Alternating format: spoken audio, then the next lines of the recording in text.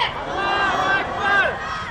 Free, free Palestine! Free, free Palestine! Free, free Palestine! Free, free Palestine! Killing children is a crime! Killing children is a crime! Killing children is a crime! 1, 2, 3, 4! 1, 2, 3, 4! Stop the killing, stop the war! Stop the killing, stop the war! 1, 2, 3, 4! 1, 2, 3, 4! Stop the bombing, stop the war! Stop the bombing, stop the war!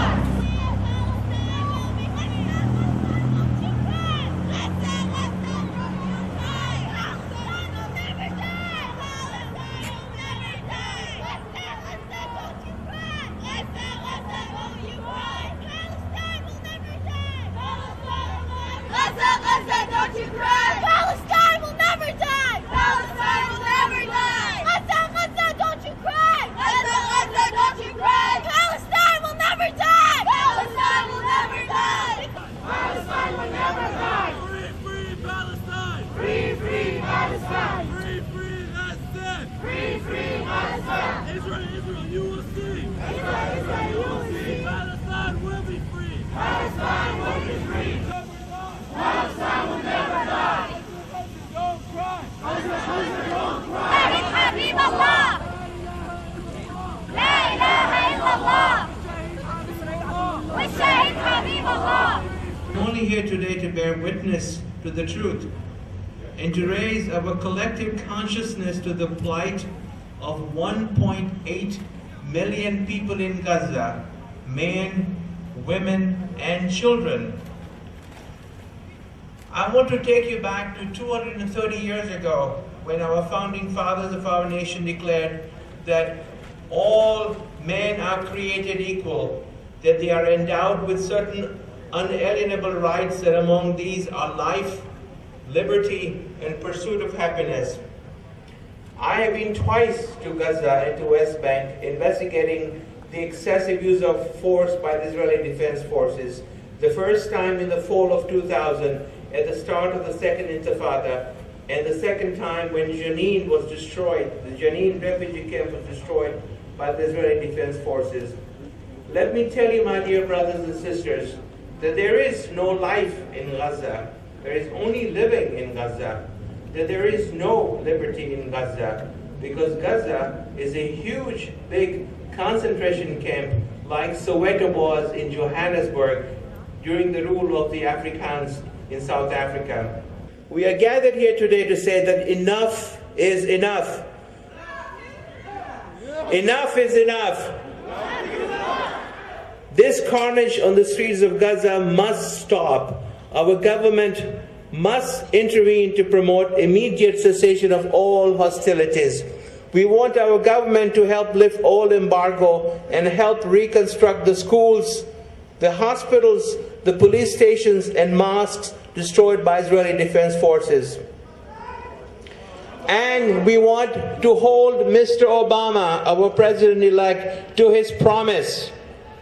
He promised us a government of change. We want to tell Mr. Obama that we are ready for the change because we are sick and we are tired of gun-bought diplomacy, of continued cycle of violence.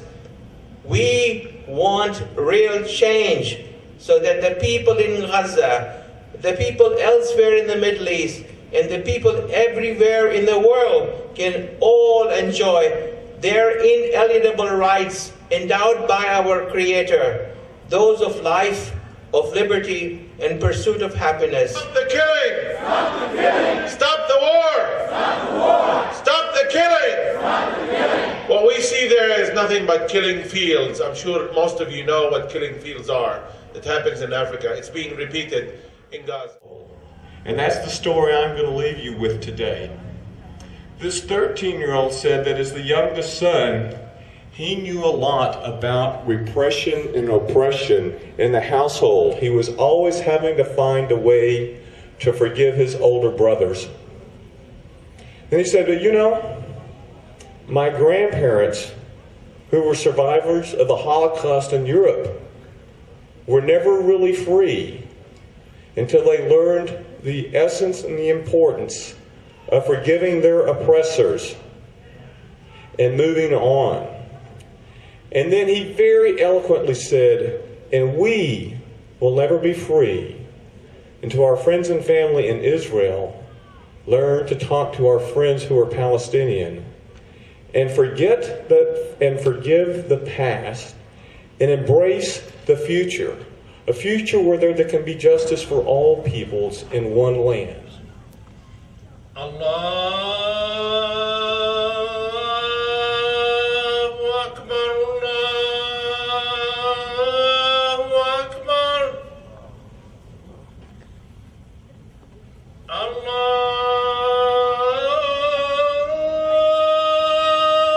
Akbar,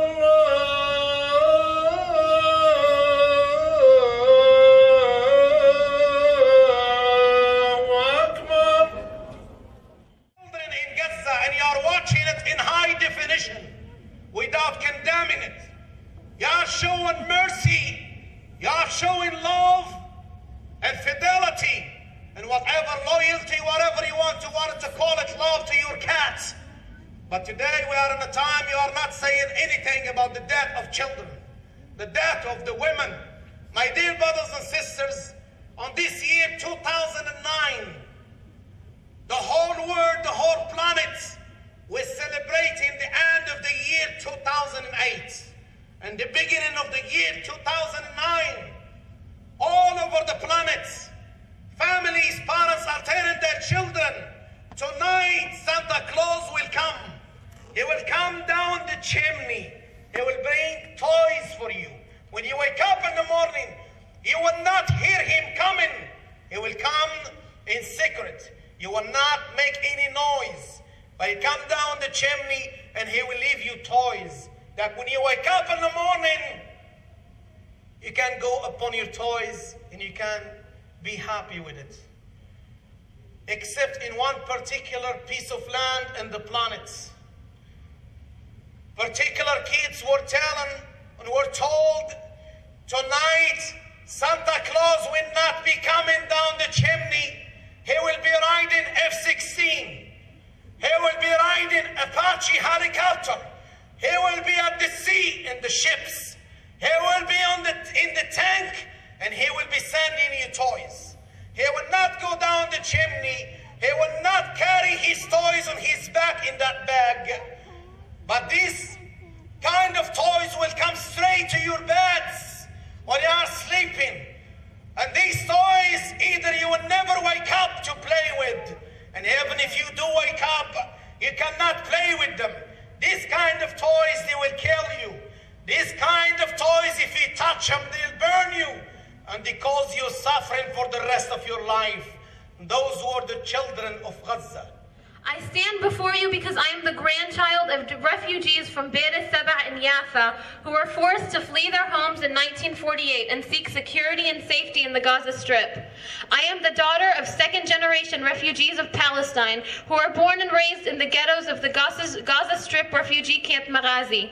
The daughter of children who watched their childhood home transform from a hut constructed of mud walls that melted in the rain to a shack with asbestos roofing and finally a concrete house that was decades behind in gaining electricity and indoor plumbing. I am the third-generation refugee of the blessed and occupied land of Palestine. But I am far luckier than a majority of my fellow third-generation refugees. I have a direct connection to my homeland. I am the granddaughter, niece, and cousin of the people Israel is tormenting and terrorizing as we speak. Almost every relative I have in this world is in the Gaza Strip. Palestine will never die! Palestine will never die! Free